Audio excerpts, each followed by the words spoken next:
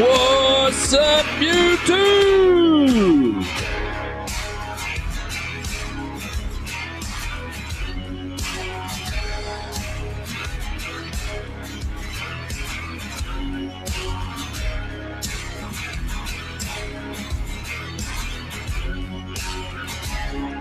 How is everybody doing? I want to thank each and every one of you for tuning in tonight. This is the live stream. Hunt your boy! Right here on the one, the only, and the YouTube.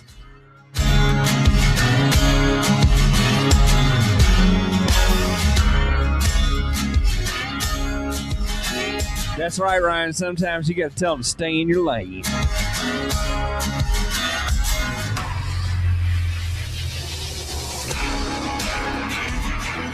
All right. A little bit how this works. I was born at an early age. That's funny. So was I.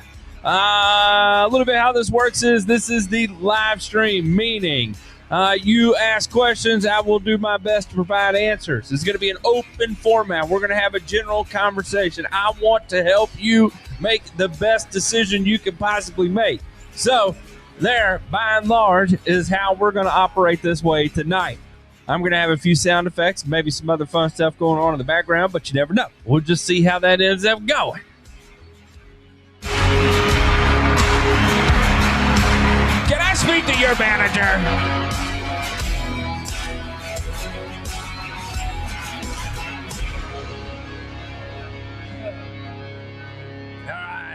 All right.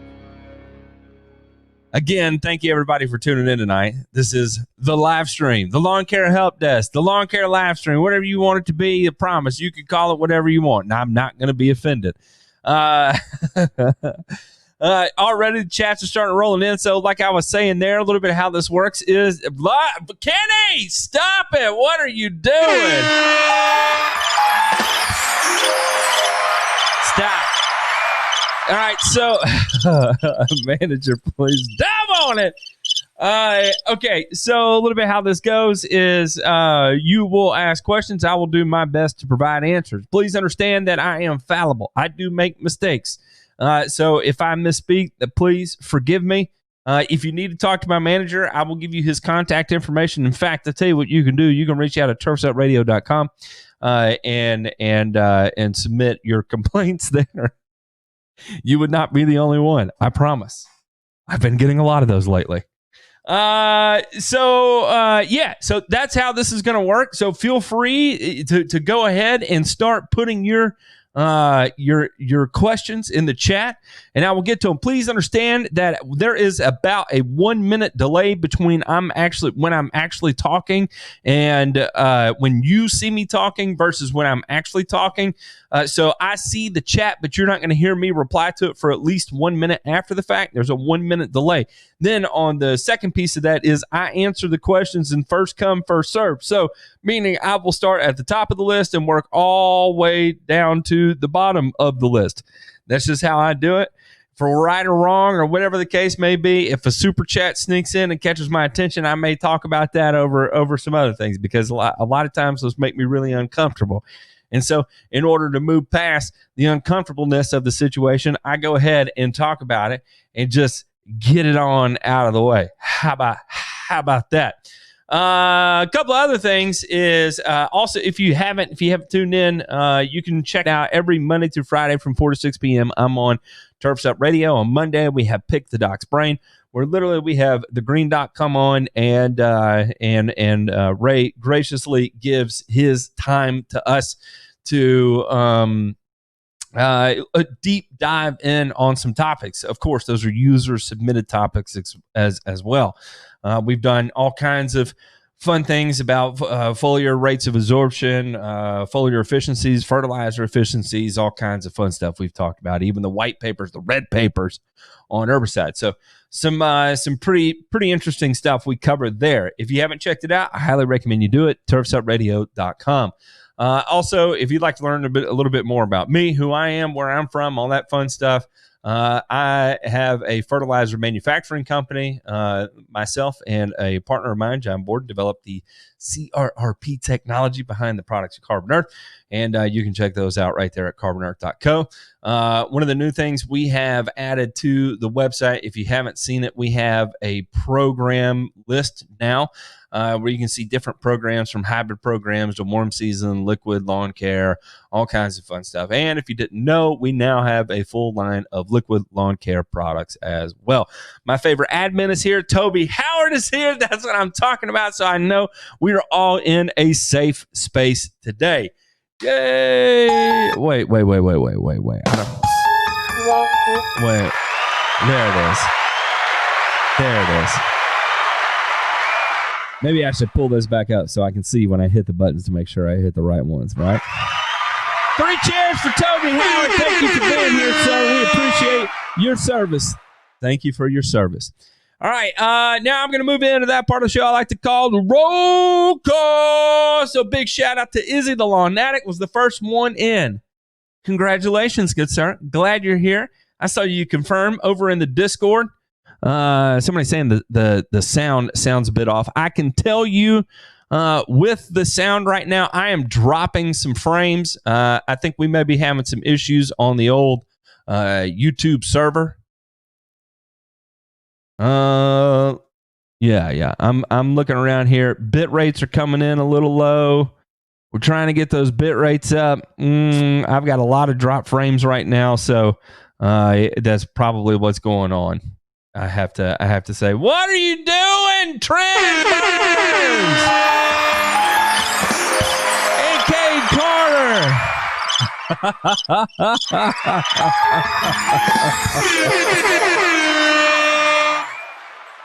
Izzy!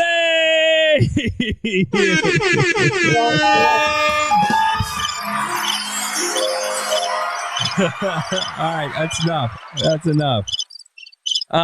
Yeah. There's going to be some lagging. I'm just now getting my connection up. I don't know what's going on because I'm wired in. I am wired in. I am on a LAN connection right now. I am wired in, hardwired in, but my bit rate keeps fluctuating pretty aggressively here. So I don't know if that's on my end or actually YouTube's end. Could be. I don't know. Yeah, I was right in the middle of the roll call. Kind of got distracted there. So Izzy the Lawn Addict was number one in our hearts, number one on the stream.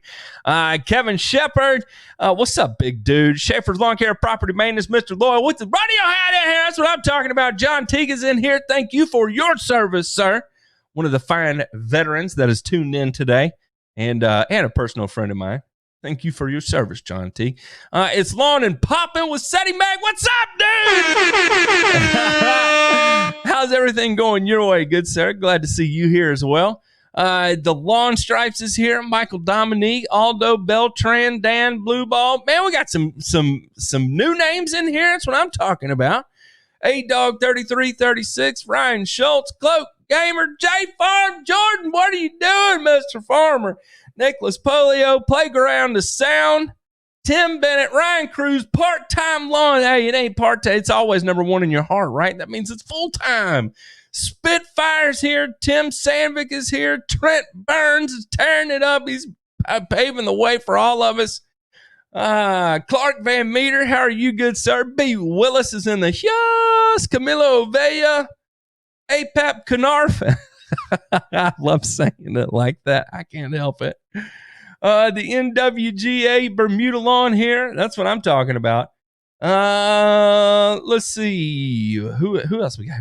Kenny's here, Aldo Beltran. Man, that's what I'm talking about. All right, now there was a couple questions that came in, so I'm going to go ahead and jump into those. So Ryan Cruz said, "What's up, man? Going to tell us more about balance? Inquiring minds want to know." Yeah, I'll give you a little bit about what's going on with that product. So we have a lot of guys that are kind of on the northern end, the transition zone. I would say that's probably where we do a lot of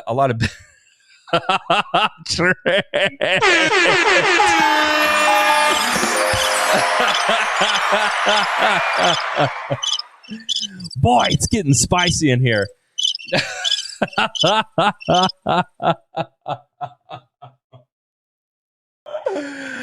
Ryan, I will get to your question here coming up.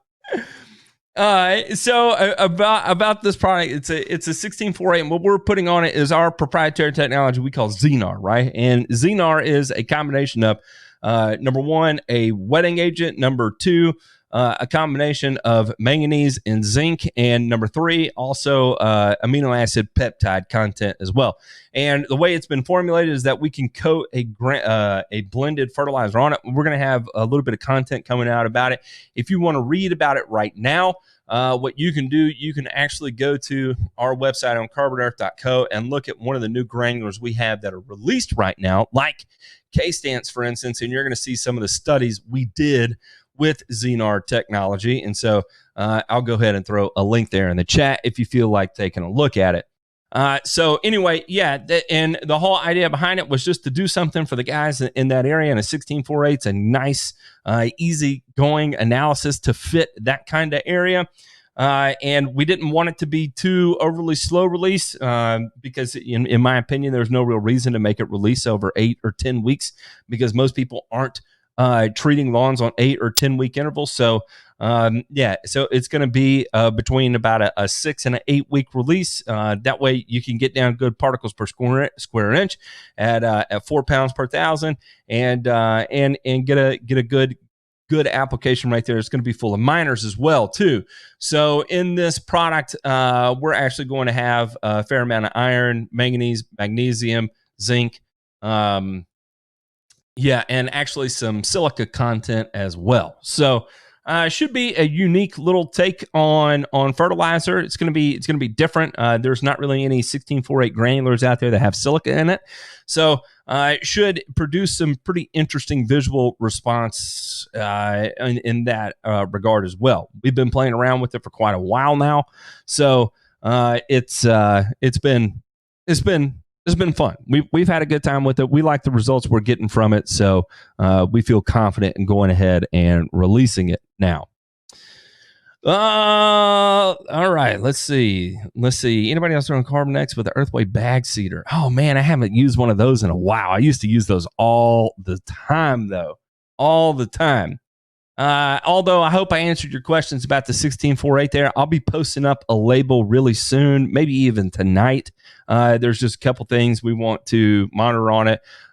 We send off 10 analyses out to get tested, and when we get all those back, we'll average that out and put together the final label. I think I've gotten like 8 of the 10 back, so I feel pretty confident about releasing a label so far.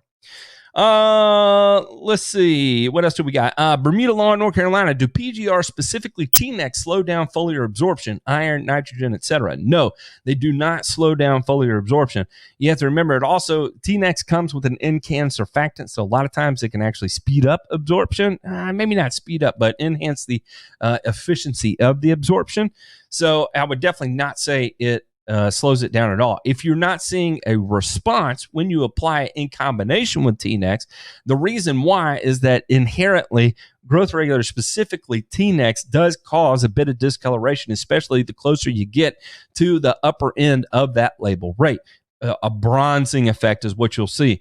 And you can try and apply a little iron. You can try and apply a little bit of nitrogen with it. And that's what they recommend on the label. But, for all intents and purposes, simply put, you're going to see a little bit of a slight discoloration, and it's going to be harder to get it to recover from that. Actually, one of the things I've done to spray alongside that to aid with the bronzing effect that occurs with it and speed up that little bit of foliar damage that goes along with applying a product like T-Nex, especially if you have common Bermuda, it could be one of those things. Definitely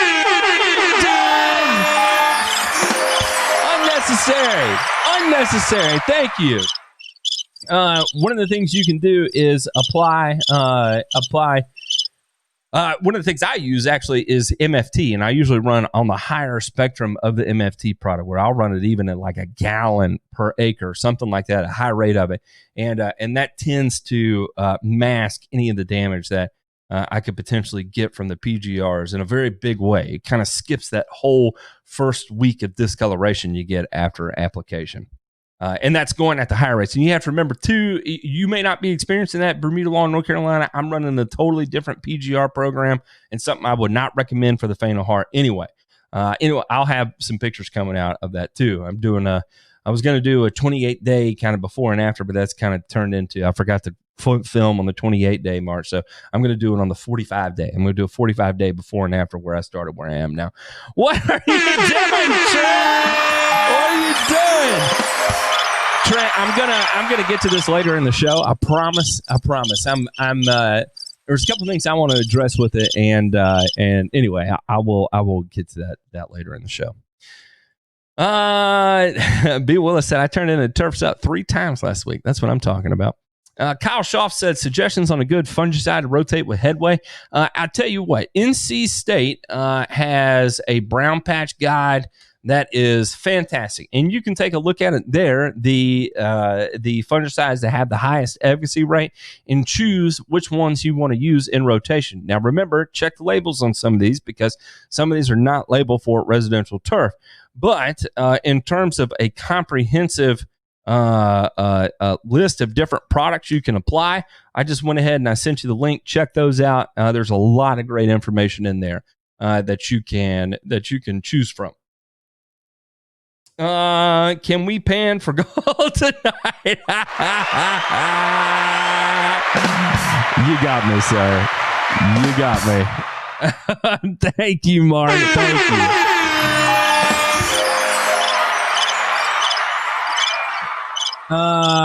Okay, where am I? I need to add boron to my lawn. Best way to do it safely. So the best way to do it safely is to spray it. I'll go ahead and put that out there, because the rate at which you're going to be adding that to your lawn is such a low rate. I only recommend to do that foliarly, or just spray it in general, because you're not going to get a whole lot of foliar absorption out of it anyway. The rest of it is going to reside in your soil. And it's not going to be very mobile, so it's not like you're going to use a lot of it. And it requires very, very, very small amounts. So I would do it as a liquid. Spray it, and you can there's tons of different micronutrient packages out there that contain boron. You don't need a lot of it. Have at it, and just make sure you use a very, very small rate. Just wanted to tell you, hey, thank you. My neighbors have been getting jealous, and I've been working with them, making their lawns better. That's what I'm talking about, Sam. Way to go, sir. The Lawn Apprentice says, I just put out X-Green last Monday and went on vacation. Guy cut my lawn and scarred scalp marks in it. If I pound water, do you think it will cover for fourth domination? Yes, definitely. If he put scarred scalp marks in it, you're kind of at the mercy at the rate of regrowth you can get out of it. So your best bet in that instance, though, to try and maximize that regrowth potential is, of course, through water. Aldo, what are you doing, sir?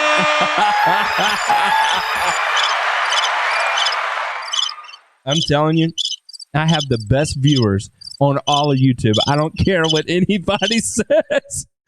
I want to thank all of y'all right now. Thank you so much for the support in every which way it comes.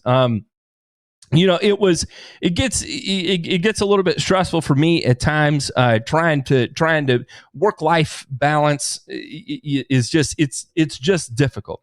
And then when you add on that what seems to be a little bit of a misinformation campaign for everything that's going on, and I want to play along nice with everybody, and I certainly have nothing bad to say about anybody. I think every material that's out there is a great tool in the toolbox. I have nothing against it. I think there's a time and a place for any product it is you come across. That being said, I don't appreciate being called stupid in any sense of the word, or any sort of inference to me being stupid. So I just thank y'all.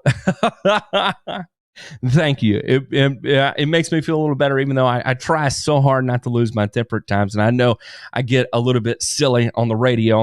I'm also trying to play a character. I have to not just provide information, but also entertainment is a factor when you're listening to radio, right? And so I play a little bit of a character there. But again, just thank you so much for the support. It just is absolutely unbelievable. Captain, what are you doing? It's for the balance. Okay, cool season lawn. What's the best thing to oversee with mixed lawn grasses? It really depends on your climate. I'm in the transition zone, so I'm partial to tall fescue. I know, like Real O Dad right now is doing his experiment with Bermuda. So a combination of both Bermuda grass and bluegrass, and it's going fantastic and it looks phenomenal.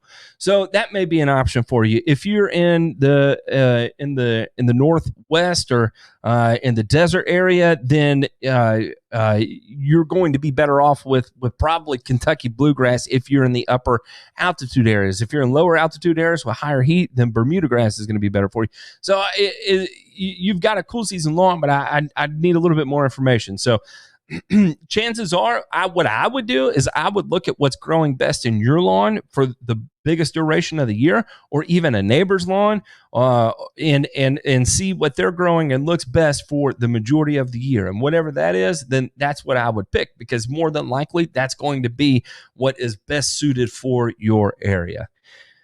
All right, can we pan for gold tonight? That is one of my favorite comments of the night right there. Thank you, Clark. All right, where am I? Is there a specific time of year that is best to apply elemental sulfur to correct pH? Also, what about the best time to apply 0050? I'm in cool season turf. Thank you as always. Yeah, so maybe here later on, if I get the right question, we can do a bow-nose turf segment here. I'm not against that. We're gonna have fun tonight. How about them apples? I pronounce it balance. So if you look at the X, it's like two L's turned back to back and cocked kind of sideways, right? I could have done a better job with the graphics on that, but I'm not a very good graphic designer. So, and we use X and so many other. It's kind of a theme. It's kind of what we do. So I just went ahead and changed the L to an X, but it's balance with an L. Lance. As far as applying elemental sulfur to correct soil pH, you want to apply it when it's warmer outside. And the reason being is that there is going to have to be some mineralization that occurs in order for it to release sulfuric acid, which is actually what's going to correct your pH. So the best time to do that is when you have highest microbial activity. So adequate soil moisture and adequate soil temperature are the two things you're looking for. The warmer outside, the better it is. But understand also sulfuric acid can burn the grass. So what I would recommend is light rates more frequently would be your better bet. If you don't want to go the elemental sulfur route, if you have good control over your water, citric acid is something you can go with. You can apply it at 1 pound or 2 pounds per 1,000 square feet. But again, it is critical that is watered in immediately. If that is not watered in immediately, it can cause some problems. As far as applying 0050, you want to apply it before your heavy nitrogen demand on the plant is, right? So if you're in a cool season zone and you know your heavy nitrogen demand, say you pull up a growth probability model from like Pace Turf or the climate appraisal form from Pace Turf, and you see that you're going to be utilizing somewhere between 0.5 pound and 0.7 pounds of N over the months of April and May and June, then you want to make sure you get your 0050 down prior to and during the onset of that to match what your nutrient utilization rate would be. So if your to calculate your nutrient utilization rate, you take approximately 50% of what your nitrogen rate would be. However, if you are currently deficient, then it is best to go ahead and apply half the rate of nitrogen and double it. So apply it as a 1-to-1. For every 1 unit of nitrogen you apply, you also apply 1 unit of potassium. So if you're applying 1 pound of actual N, then you want to apply 1 pound of actual K. Remember, K is not the same as K2O. When you're looking at a label, when you're looking at a 0050 label, that is a 0050 K2O. In order to find out how much K that is, what you do is you multiply that by 0.83, right? So if you have a 0050 times 0.83, really, you can operate under the premise that it's actually a 0041. And when you calculate your rate that way, that will give it to you in actual pounds of K, not pounds of K2O. Okay? There we go. Joe Castello says, my FOS is way high according to a Waypoint soil test. Haven't used anything with FOS this season. How long does FOS stay in the soil? What can I do? Turf Type Tall Fescue, Northern California. How long does it stay in soil? A long time. It's going to stay there until your plant uses it up. So there's not really a whole lot you can do. You could plant, what was it Green Dot came up with the other day? You can plant a pasture grass and harvest it and move collect your clippings, move them off site. And that will pull the phosphorus out of the soil. But there's not really anything you can apply to bring down your phosphorus levels. Really, the only way to do that is apply nitrogen and collect your clippings. Is really the only way to go about that. That's why it's so highly recommended to not over apply phosphorus, because there is no real antidote to bringing your phosphorus levels back into margin. Kevin says a 1/4 ounce per gallon of MFT in full force on Kentucky bluegrass in a pot. Thoughts on spoon feeding it bi-weekly during grow-in? Yeah, by all means you can. I would pay more attention to the spoon feed program on the Triple F and then supplement your MFT by occasion. You can get away with running lower frequency on your MFT, apply it once at a higher rate. You can apply it once at a higher rate, say at like 3 ounces per 1,000, and then let it go for a month or so and just concentrate on getting down your spoon feed applications of your Triple F in that instance. So that's probably what I would recommend doing, just so that way you don't have to apply it every 2 weeks. So yeah, that's what I would do. Schaefer says Carbon-X cool season program, although I've been using Silver 10, great stuff. Yeah, so I've got that up on the website as well, and you can check that out. And Trent, I'm not going to say anything. I think he's got a nice yard. It's great. I just don't think it's any reason to call me stupid. Need to put some labels on your soundboard. Dude, you aren't kidding. I've got 4 different banks here, and so I have to switch from bank to bank in order to see which one I am working with. Where am I? Here we go. Eric Q says, should I mow my turf type tall fescue through the summer in Kentucky at 4 inches or leave it alone? Does it matter? Asking because mainly fungus and disease issues is what I'm curious about. So the whole reason people say leave it alone and don't cut it through the summer is mainly due to drought stress.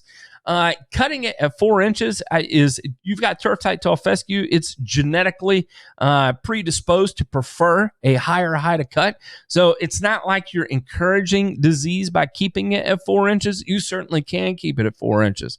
That's how that grass performs. That's where it wants to be. That's going to be the least stress you can put on that grass in the face of a stressful period like the heat of summer. Now, just because you're mowing it at the correct height does not mean it's going to fix any disease issues. That is a matter of what exists in your soil. Rhizoctonia solani exists in every soil all across America. You need the 3 proper things in order to bring it to the surface: right temperature, right moisture content, and right drawing a blank. Right host. You need the right host. Unfortunately, you're growing turf type tall fescue, so you got 1 out of the 3 out of the way. You're in the transition zone. We know you can hit the heat, no problem. Well, I know you're in Kentucky. I know you get a lot of rain. Therefore, you've got the moisture content. You've got very high disease pressure, some of the highest in the country.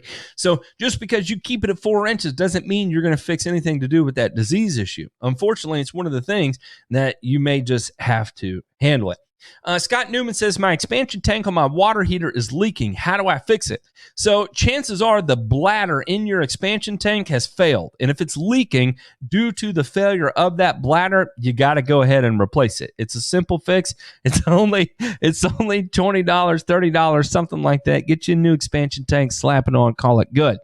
I don't know where that came from, but I'll go ahead and throw that in there, Scott. Hey, I try. I do the best I can. This is Daniel from Turf's Up Help Desk. Have you tried turning it off and back on again? Let's see. Heisenturf. What's up, Kyle? Yeah, man, that was what a nickname the lawn tools gave me there. Heisenturf. I had to Google it. I had no idea what they were talking about. They're like, do you prefer Heisenturf or Heisenfurt? I was like, huh? What are you talking about? Like, oh, Heisenberg. I got it now. Oshu Turf says, first season treating Shannon's lawn. She likes the results. Is round 4 an appropriate time to ask about using the gate to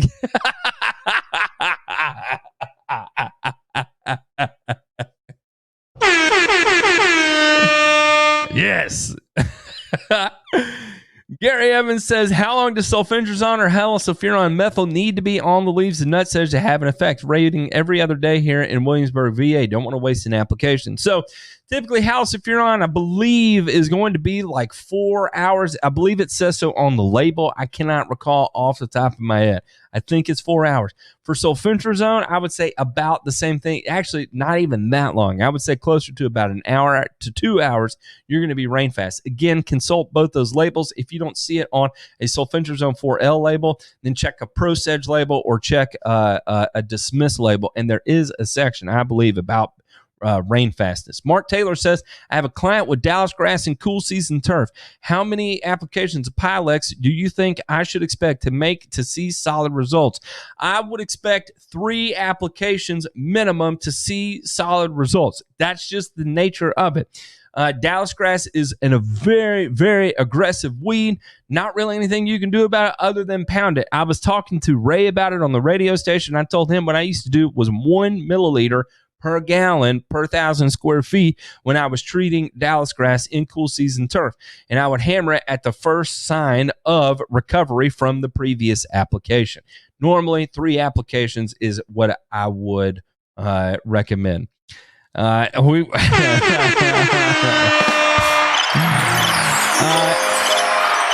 dog 3336 says, will tenacity help with Dallas grass? No, it will not. Izzy, you can speak to my manager. You can send him an email at anonymous@carboner.co, and that'll go straight to my manager. Or you can send it to aep@carboner.co. That'll also go to my manager. Feel free to send all feedback there. The second response, Brian, I have not uploaded that one yet. The first one was called "Stay in Your Lane," and then the second one was a completely different one. And I'll be putting that up, and I'll give it a specific name, and I'll title it "Stupid Is as Stupid Does." How about that? Sound is still sketchy. Oh, I'm struggling, man. How do you feel about spraying with young kids? As long as you pay attention to your reapplication intervals, I feel perfectly fine with it, because there are so many red sheets out there about the various herbicides on the market right now that you can see pretty much what to expect from it already. And I would just leave it at that, because you have to remember that the majority of these herbicides, and when I say majority, all of them that are available to be used in a residential setting have gone through extensive testing. extensive testing, and as long as they are used within the confines of the label, there are no reported hazards to these products as long as you follow the labeled instructions. Kate Carter says, in lieu of top dressing sand, will regular river sand work okay, or will I have to go with masonry sand? The stuff is steep on price versus regular sand. Where you are, unless you're dealing with Bermuda grass, that could be more of an important thing. I would consult to one of the golf guys more so about this than me personally. I would reach out to OSU Turfman or Ray the Green Doc and get their perspective on it, especially OSU Turfman. He is a sucker for identifying the different characteristics of sand and what they all do. I always grew grass on native soil for the majority of my career, so I don't have the area of expertise on these different sand products. Tiffany, I missed your question. If you submit it again, I will look at it. I may have skipped over it to this point, or I may not have made it to it yet. I don't know. Let's see. Where am I? Eric Hughes says, is applying muriate of potash 0060 after it rains, will sticking to the grass blades hurt or burn the leaves? Eric Hughes, yes, it can stick to the grass leaves and hurt or burn the leaves. You have to remember 0060 is potassium chloride. It is a very salty mix, a salty product. It has one of the highest salt indexes of any of the granular sources of fertilizer that are out there. And that's why it's usually not recommended to use it. Also, there are lots of chlorine-sensitive plants out there as well. And for every unit of potassium you're applying from 0060, you're also applying a pretty significant load of chlorine to the lawn as well. What's up, Shane, the hardest working man in lawn care? How are you good, sir? Ryan Cruz, you can reach out to us directly, and we can give you a quote for that. I'm not going to do it over air. No, tenacity will not kill Dallas grass. I have cool season turf type tall fescue. Can I apply Carbon X all summer? Yes, if you have adequate potassium levels in your soil.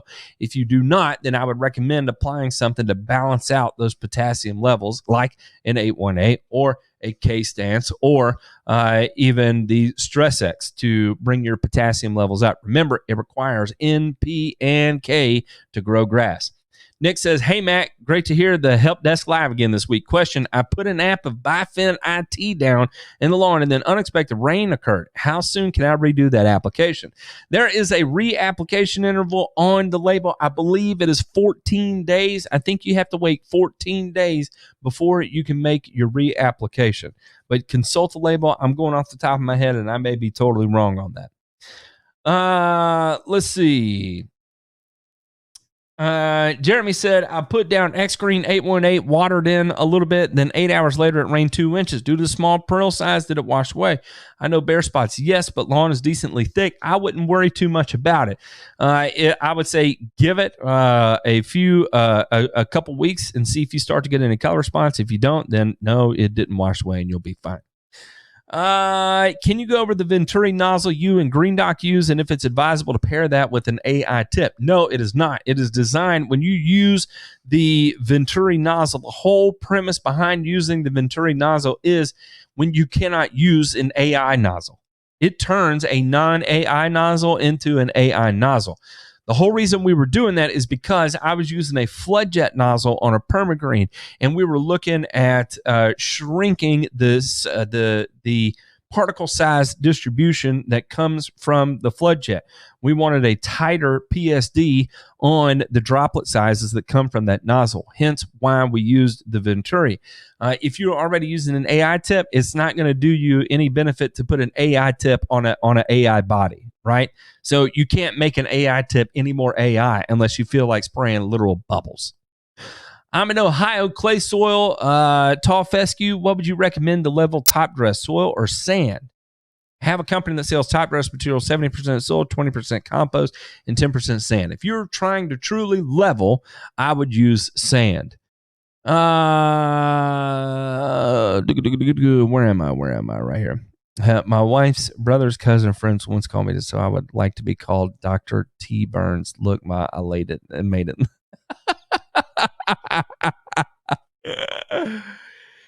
Northwest Kentucky bluegrass and is hot, watering a ton, but some spots went dormant. Most of the yard looks great, but some ugly yellow patches. Irrigation good. What's up? Compaction?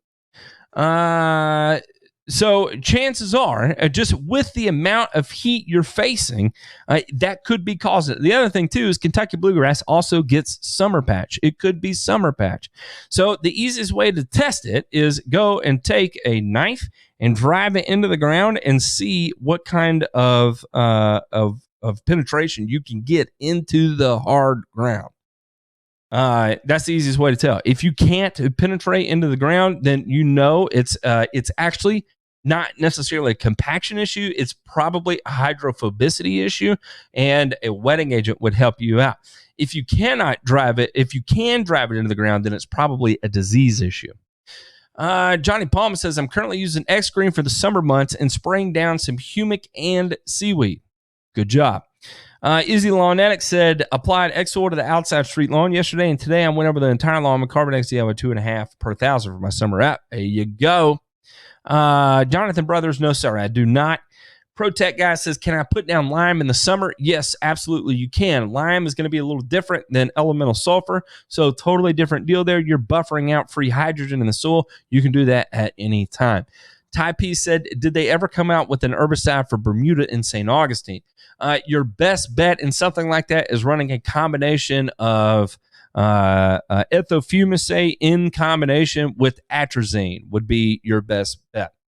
Where is the cheapest I can find liquid azoxystrobin and propiconazole combined or separate? I have no idea. I always bought it through a distributor, so I don't even know where to begin to tell you to look for that.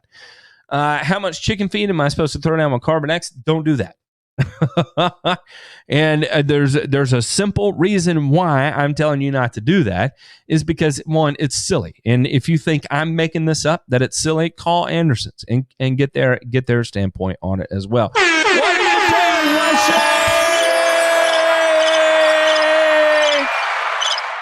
Jackie Goebel says, how long should I wait after putting down Strobe Pro G down at the curative rate to put down 3336 or Eagle 20 EW? I think my zoysia has built up resistance to Strobe.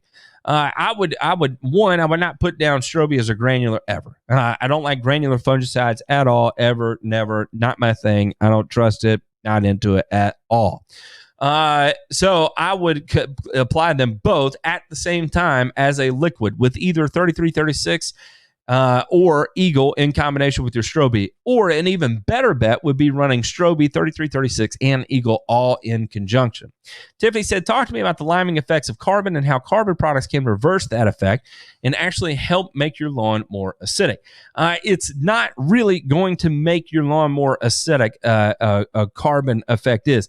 What it will do, and straight carbon, raw straight carbon, is going to have typically a slightly alkaline pH. However, the liming, the calcium carbonate equivalent of something like that is actually really low, though. So in order to get a true liming effect out of it, you would apply a ton of material. Now, what does happen is because you are applying carbon, and which is typically going to increase the microbial activity and provide more of a safe harbor in the rhizosphere, is that you're going to have more balance coming from your soil microbes in general. They're going to want to proliferate in a certain pH, and so due to their symbiotic relationship with the plants growing there themselves, you're going to notice an increase in, you'll notice a very gradual, this could take many years, I'm saying like 10 years kind of thing. Slowly, if you're dealing with a high pH lawn, you'll see a slower, a lowering of that pH, just where a lot of times the relationships between the plant root and a microbe is you may get a trade-off where the plant root may be providing a food source or an amino acid for the microbe. The microbe in return may give off citric acid to increase, to solubilize more nutrients around it. As that proliferates and goes over a longer period of time, that's when you may see that general lowering of the soil pH. So not exactly the same. Not exactly the same. It's a long-term, super long-term kind of play on the deal. It's not a quick thing. your better bet is to just go ahead, and if you're trying to lower your pH, use sulfur, use citric acid. If you're trying to raise your pH, go ahead and use one of your liming materials. And remember, the size of the grind dictates the speed of the response. Absolutely. The Long Stripe says, a cool season battling Dallas grass. A recommendation for homeowners Green Dot gave me was Roundup crabgrass destroy. Active ingredient is topramazone. My father-in-law is using it and has good results. There you go. I forgot about that. That does have Pylex in it. I don't know the rate of Pylex in it either, though. How do you stay consistent? I don't know what you're asking. How do I stay consistent? I don't know. Thanks, Omar. Would you mind doing a video on the key identifiers between brown patch, gray leaf spot, dollar spot, and a potassium deficiency? Yes, I can do that. Bob's first live stream. What's up, Bob? How are you? I tell you, my wife and I were at the lab earlier today. We got all kinds of different experiments going on, but when we were there, I was kind of getting antsy to do another whiteboard video. So hold your horses. It may be coming sooner than you expect. And the one downvote must be from Ted. That's funny. My daughter loves Bo. How do you pronounce balance? Balance. For fungicides, if I'm using dual modes of action, say Azoxy and Clearish 3336 for repair, do I still need to apply the max rate of each, or can I get away with the low rate of each since there's two modes? I would apply the max rate of each and be done with it. I would not try and go in and limp your way in at that point, especially at a curative rate. So yeah, I would go in full rate, be done with it, out of sight, out of mind. That's going to give you your longest duration as well. Trent says, what carbon effort do you suggest after a half-inch of sand, aeration, and verticut? Also, how much with verticutting help my Bermuda right now? It will. That's what a lot of people are doing right now. But you're getting a little late. So normally I would not recommend doing it after the July 4th. That's just me personally. Depending on the turf manager you talk to, you're going to get a different set of opinions on that. Other people have a completely different take on it. That's just my take on it. I don't like to do anything that's going to interrupt carbohydrate storage after the 4th of July. That's just me. So in that vein, that's what I got, and that's how I would do it. As far as a carbon earth product, I would recommend, this is going to sound a little crazy, I would apply Carbon X, and then I would spray. One of the things I'm tracking right now is I'm using the DKP product and the Peak product, tracking the rate of tillering and the speed of establishment with those two products. And those I'm seeing really big results with in terms of lateral spread and runner density and tillering rate of tillering as well. So I would recommend Carbon X to get your nitrogen down. Obviously that's focusing on your turf, and then for the recovery aspect, DKP, in my opinion, would be your best bet. Emily Bertram said, "Whoa, that's not Emily. He's using his wife's account. Where am I? Oh, I dropped down to the bottom. I'm going to find it.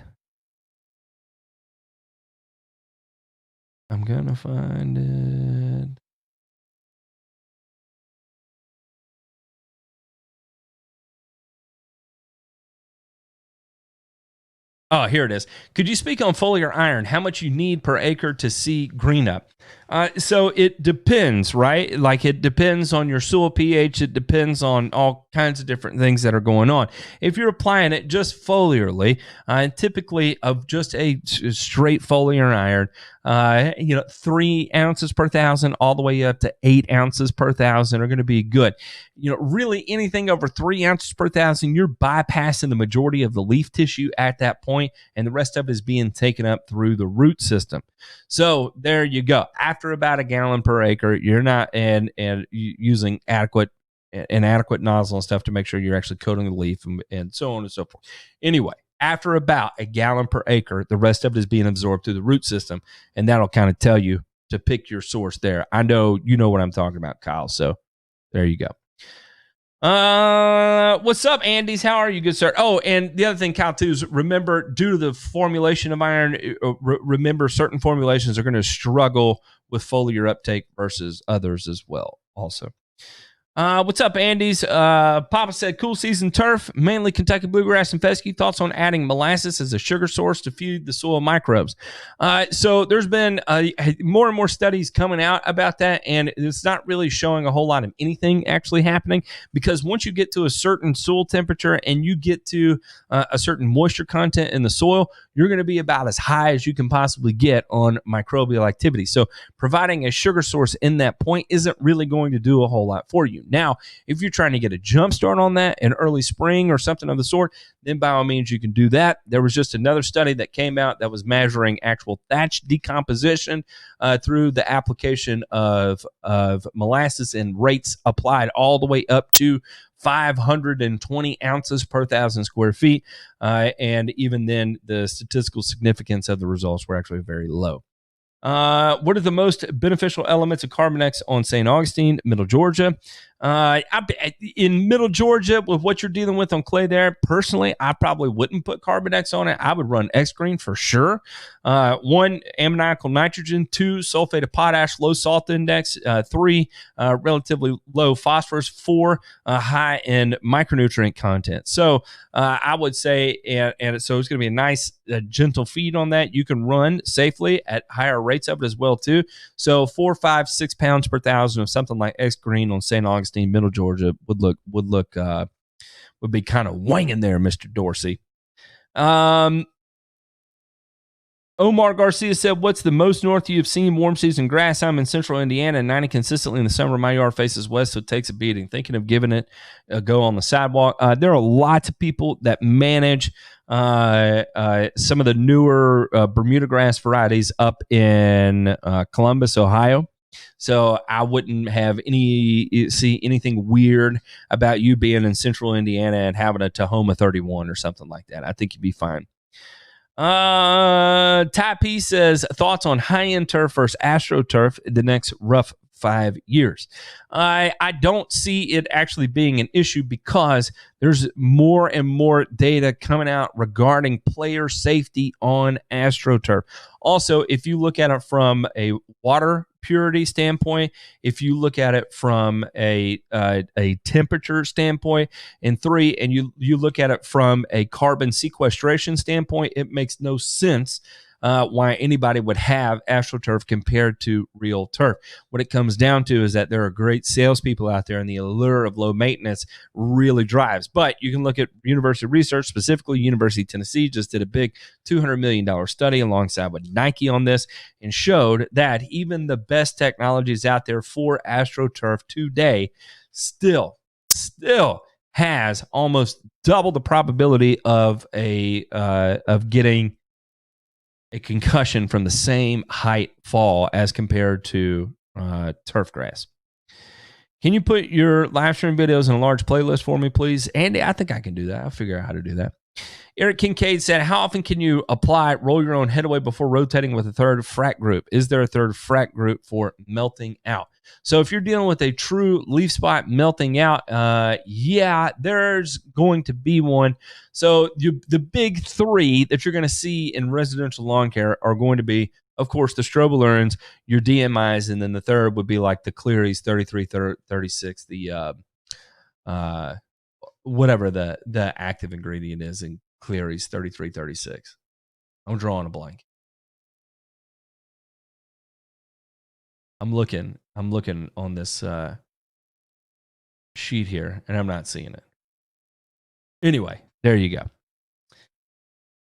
All right. Ken says, hey, Matt, how did the Pilex work long-term on Dallas grass? Did you have any recurrence in the spring? I've got a bad turf ductile fescue, only 9 months old after new construction. I'm here in Seymour, Tennessee. I would say realistically, Ken, about a 70% reduction the first year. And you're going to see about a 70% reduction kind of long-term there. Specifically for Dallas grass, Ken, what I would recommend going ahead and adding to it is fluazafop, fusilate. Fusilate plus Pilex on Dallas grass is going to be your best attack. that's when multiple thiophanate methyl. Thank you. That's when multiple applications of specifically 3 applications is going to be your best bet. But I would look at adding that kicker specifically for Dallas grass. I live in Central Texas. My newly established Bermuda lawn is turning light neon greens and spots. I have no idea what is going on, but it seems more and more spots by the day. It could be a whole host of issues, Marcus. What I would highly recommend doing, first and foremost, 1, make sure your watering is on point. Number 2 is I would go ahead and get a soil test. Central Texas is notorious for having 1, sodic soils, high in sodium content, 2, very high calcium soils. So if you don't have a sodic soil, then chances are you have a very high in calcium soil, and you may have a pH that's like 9. And that's going to limit the uptake of many of your other minor nutrients, and you may have to do some correction there. So I would just go ahead, soil test and see what your pH is, get a standard for where you are, get you a baseline, and then go ahead and plan the rest of your applications around that. Specifically, if you use Texas A&M as a lab, they have some pretty neat soil testing reports for you that gives a lot of insight into recommendations based on even the amount of organic matter you have in your soil. So I highly recommend the Texas A&M soil test if you do that. Let's see. Oh, how often can you do that, Eric? That's a good question. That's $1 million question. Nobody really knows. It's just one of those things. One, because nobody knows, 1, combine as many modes of actions, as many frac groups as possible, and 2, rotate as frequently as possible as well.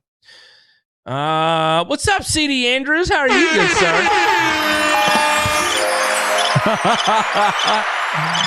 Johnny Fescue says Solero is the shizzle. That's what I'm talking about.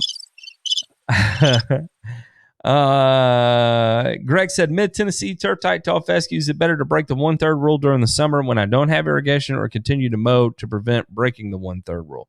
I would mow as infrequently as possible in the summer if you don't have irrigation. That's just my opinion on the whole thing.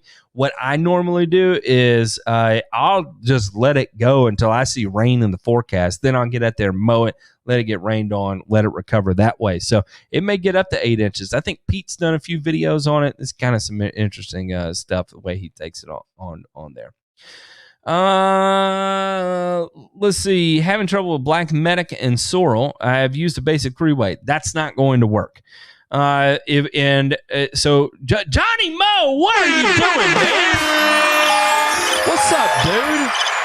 How are you, Johnny Moe? Man, I'm one of your biggest fans, Johnny Moe, and you talk about OG YouTube right there. Johnny Moe is OG YouTube. Go look him up. You want some advice? Go watch Johnny Moe. Glad to see your name, sir.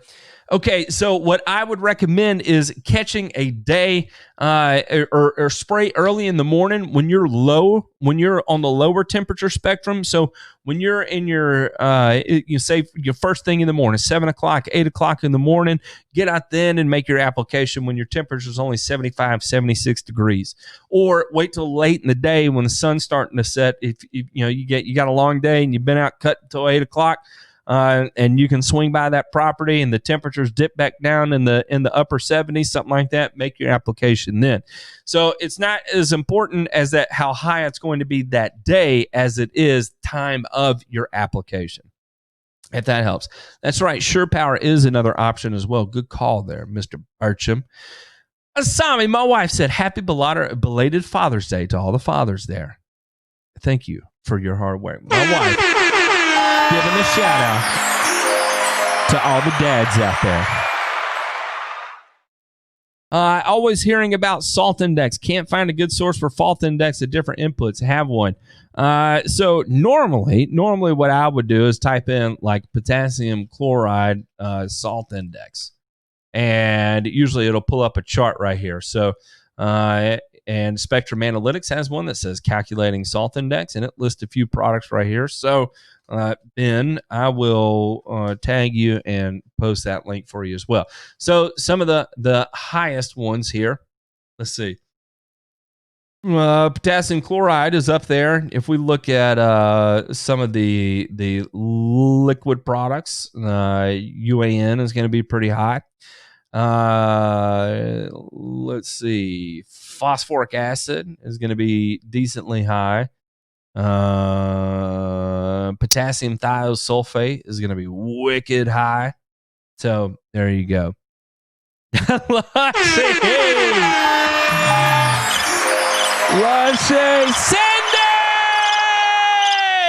Thank you, Cindy. Thank you. Raymond Drost, Central Indiana, Turf-Type Tall Fescue, Perennial Rye, Kentucky Bluegrass, applied extra 3.5 pounds of N. Great color response initially, but fading and started yellow. Temps 85. Lack of N and time for another app. Chances are, if you're having temperatures that high, your grass is starting to check out from the heat. So what I would do is focus more on your water, more so than necessarily trying to apply more fertilizer on top of it. Now, the other thing that may be causing that for you to look at is check your soil pH. If you have a soil pH 9, that's going to be a very common, or even I'd say like an 8.5 or higher. It's going to be real common that you apply fertilizer and it yellows out really quick. So if you're seeing that, if it's starting to yellow out really quick after the application, then it could be a soil pH issue, or it could just be a temperature issue, because you're hitting that critical threshold for temperature and the grass types you have there. The Lawn Apprentice says, what is the turnaround time on greening effect? 10 to 14 days. Yeah, it depends on the rate. So the higher rate you go, the faster you'll have the greening effect. So if you put it out now and put it out at like 8-9 pounds per thousand, something like that, then it would actually happen, really quickly. If you put it out at a lower rate, it would take a longer period of time, because you have to remember that's homogenized with the biochar. So it takes a fair amount of time for that to release. So by applying a higher rate, you're getting more release at one time, thus why you're getting the faster turnaround from it. Ben. Paul Maniconi said, Matt, I applied Pylex Triclopyr for Dallas grass on June 10th. Didn't see any bleaching till today. Likely to be delayed bleaching or something else. Rest of the lawn is dark green. Love the flag. Thank you, sir. Usually it takes about 14 days before you start to see results from it. You seeing it 18 days doesn't really shock me. That's just kind of the way it is. I'd be curious what rate you applied it at. Normally, I run the higher end on the Pylex spectrum for the rate. So, yeah, that's really the only thing I would say. But I used to get a call every year when I would spray Pylex, and at about the 10-day mark, I'd get a phone call and be like, I'm not seeing this do anything. And then usually around the 14-day mark, I would get a call, and I would be like, everything is white. What did you do? So, yeah, I wouldn't be disheartened about it. You may make sure that while you're spraying that, you do have a surfactant in the mix. I like to go with penetrance in that type of situation. Some people tell me I'm stupid and it's not necessary. It just, in my experience, that's where I felt like I had the best results, was using a penetrant. Specifically, I always used either the LI 700 copycat product, which was PS 804 from Prime Source Select, or I would use the product from Helena Dynamic. Both of those worked extremely well for me in that mix. The lawn care nut there. What are you doing, Big Al? Every time Matt says carbon, the lawyers draft cease and desist letters to be sent Monday. Bring it on, man. The number of times I've been threatened with a lawsuit this year, I don't even care anymore. Bring it on. I am so tired of dealing with it. Listen, we are a very, very small fertilizer company. We have nobody's piece of pie that is out there. They could easily snuff us out with like a cigarette in an ocean of an ashtray. The tiniest of companies. Why they feel the need to file lawsuits against us is beyond me. It doesn't even make sense, especially when they're filing a lawsuit against us purely for the fact that they know they can win on the basis of outspending us. It is just, oh man, drives me crazy. It doesn't matter how right we are. When you get threatened with millions of dollars that we will outspend you by millions of dollars, what do? You're stupid to carry that fight along. And so you cave. I cave. And I feel so guilty about it. Man, it burns my ass. I feel so guilty about it. But what do? What do? You use it as motivation. You use it to fuel the fire to continue to work harder. That's what you do. Paul Rhodes, struggling to hold any color in my backyard. Turf, very sandy soil. Please help. Thank you. Yes, increase your frequency of applications. Lower your rate per application and increase the frequency. That is the only way to handle sandy soil. Whoa, jump down here. Hang on.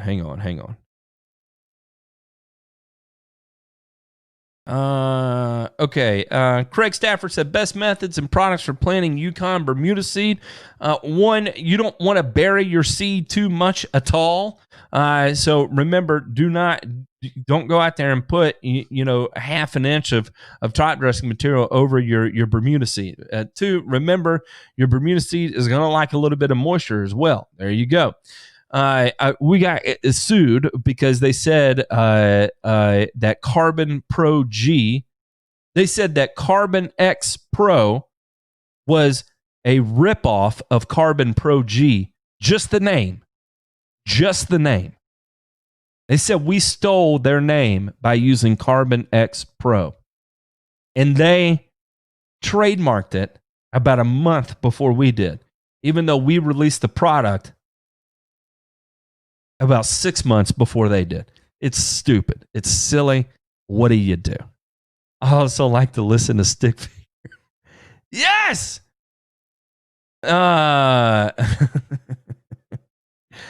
So, plenty of moisture for Bermuda seed. Don't bury it too much. And also, your Bermuda seed is going to like a nice load of N, P, and K. We're doing Bermuda grass establishment studies right now. Again, the absolute fastest Bermuda grass establishment I've ever seen. Right now, we are somewhere around the 4-day mark, and our product, Triple F, is pretty high up there on the pack. DKP is also really high up there. Peak is really high up there, and an unreleased product we have not released yet in granular form. It's still way early in the testing stages, is really up there as well. So Triple F, DKP would be good options for you. Those are showing very high promise in all the testing we're doing with it right now. Shane Freddy said Johnny Moe is on. How awesome is that, man? I mean, that is a real living legend. That's right. Look at my wife in here. You're damn right, baby. You're damn right. Look at that. Get me fired up in here.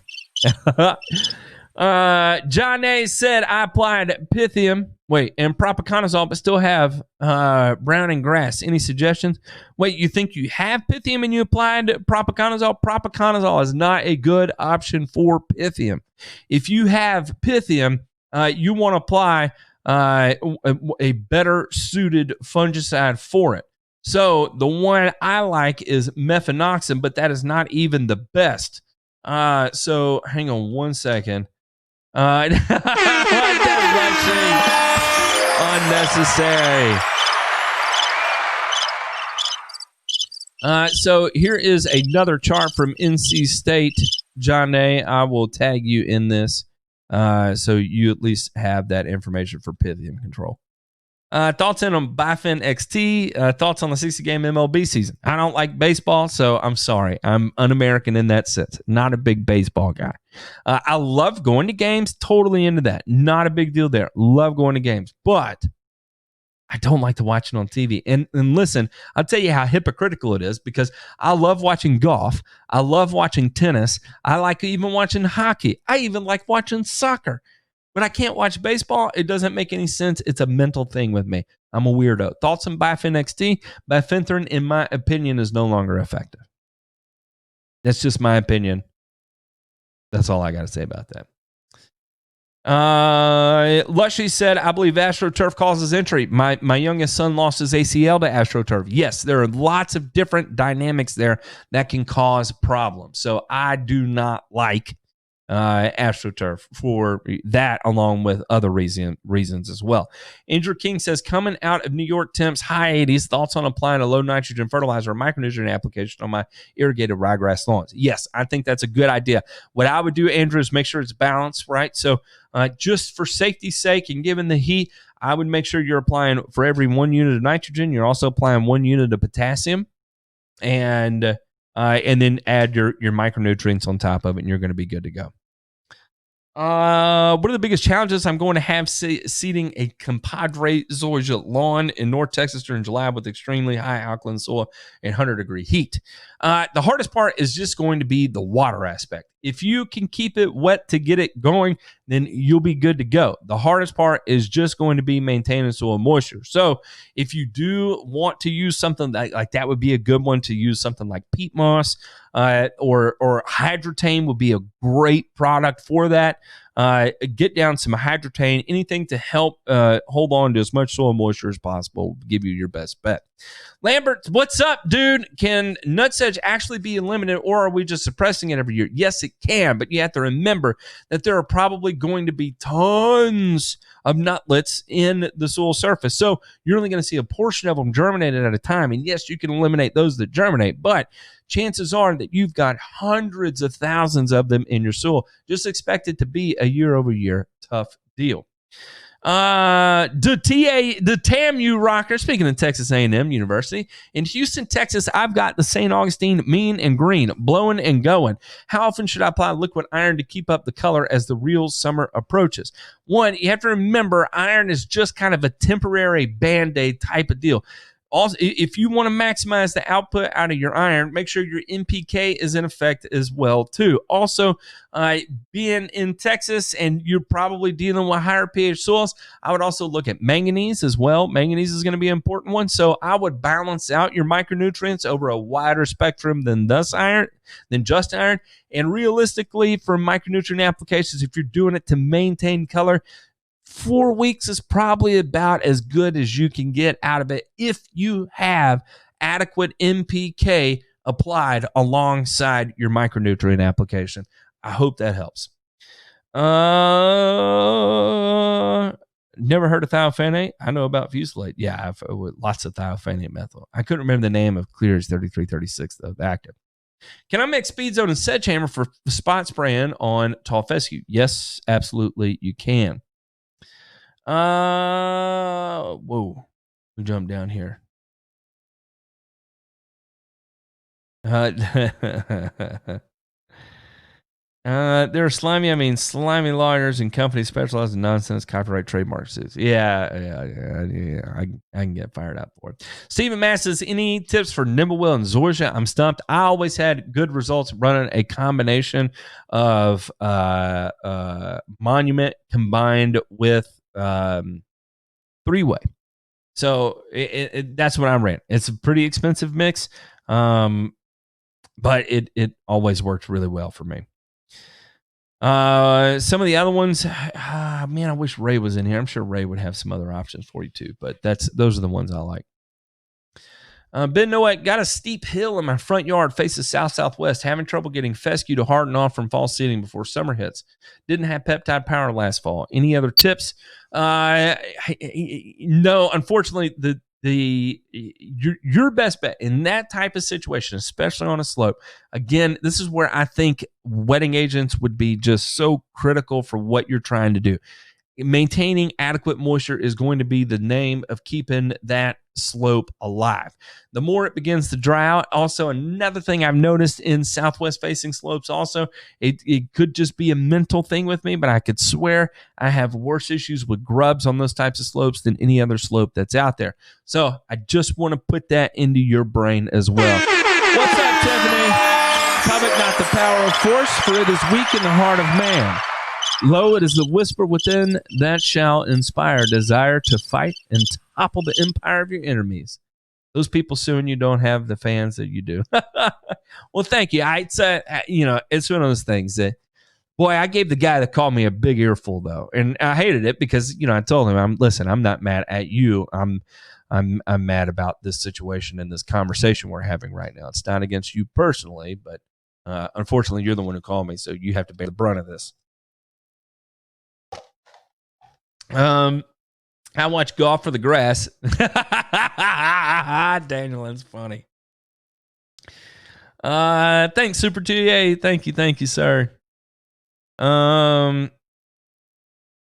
Let's see. No, I'd never do that, Jeremy. Love golf courses, not so much. What do you recommend instead of bifin for mosquitoes?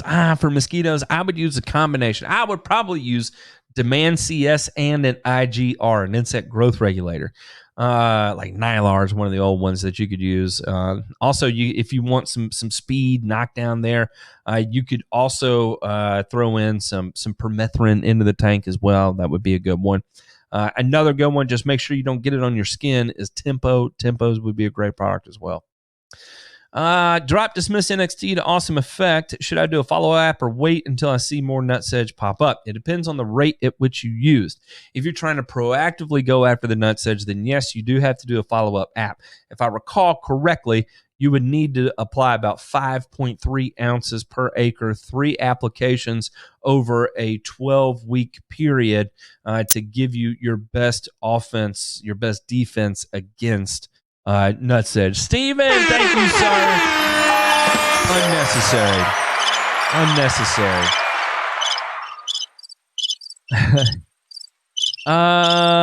From Andy Kelly, would Cytogro and Matsubra with the peptides in rotation overstimulate the turf? So Cytogro, I would not recommend Cytogro because it is just straight cytokinins. Now, there is a good place for it, and I'll tell you when. Like, if you over-regulate the grass, that would be a great product for it. But normally, instead of using just Cytogro, I think kelp is just a better bet because you're also not just getting cytokinins, you're also getting auxins and gibberellins as well. The Subvert products are not hormonal, so it would work totally different. They work on completely different pathways than Cytogro. Cytogro works on hormonal pathways. The Subvert products work on genetic pathways. In Pacific Northwest, just put down 2404 at bag rate along with Sunnyland Miners Blend. How long should I wait until the 818 plus microgreen the weather's still in the 70s? I would wait probably 4 to 6 weeks, something like that. Sulfentrazone 3 apps 30 days apart, give a preem effect, right? Yes. How do you feel about Carbon Pro L? Well, we can look at it right now. Carbon Pro L label. I know who manufactures this product, and I have to say from the manufacturer spec, I know the manufacturer is a great manufacturer, a very knowledgeable person. I think it's a fine product. A little bit of it looks like they got a little bit of biology in it, some iron, some humic acid, and some kelp. And it has Mobile X, which is basically just a surfactant. So, yeah, I mean, I think it's fine as a product. I don't. Let me look at the label. That's just the spec sheet. They don't have a label, not at least on the website. Can I zoom in on that? No. So the only thing I see it in terms of nutrients are just iron. Bacillus, Licheniforma, humic, and kelp. Has iron. Is that EDTA? FDEA? I can't see it.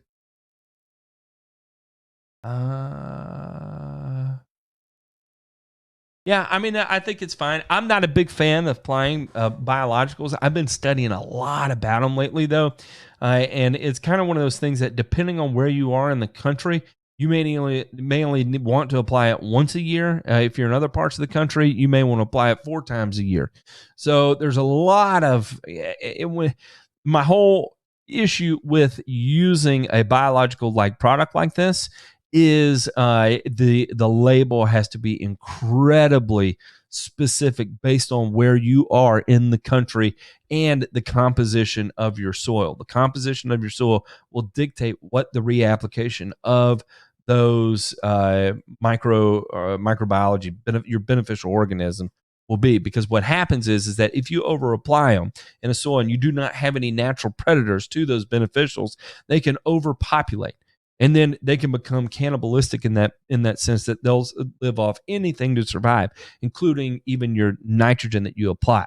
So there's definitely some to it. I'm not saying it doesn't work at all. 100%, yes, absolutely works.